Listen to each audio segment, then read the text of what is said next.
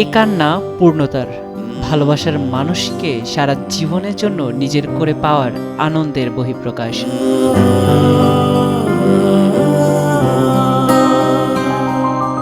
শুরুটা ১৩ বছর আগে।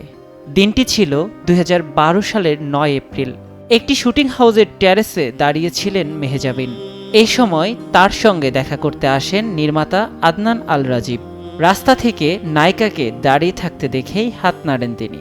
১৫ মিনিটের আলাপ শেষে রাজীব যখন চলে যান, মেহজাবিন অনুভব করেন যেন তার হৃদয়ের একটি টুকরো চলে গেল।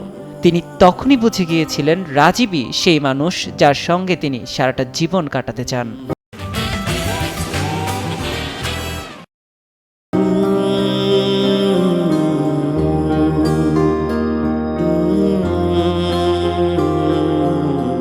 নানান জল্পনার অবসান ঘটিয়ে ঢাকার অদূরে একটি রিসোর্টে বিয়ের পিঁড়িতে বসেছেন মেহজাবিন চৌধুরী। দীর্ঘদিনের প্রেমিক আদনান আল রাজীবের সঙ্গেই জীবনের বাকিটা সময় কাটানোর জন্য প্রতিশ্রুতিবদ্ধ হয়েছেন তিনি।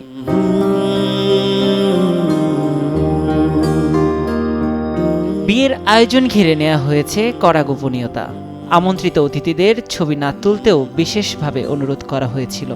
তবে অনুরাগীদের অপেক্ষায় না রেখে বিয়ের সুন্দর মুহূর্তের ছবি প্রকাশ করেছেন নায়িকা। দুটি হৃদয় যখন এক হয়ে যায় তখনই পূর্ণতা আসে ভালোবাসায়। বিয়ের ছবি প্রকাশ্যে আসতেই নেটিজেনদের শুভেচ্ছায় ভাসছেন নবদম্পতি।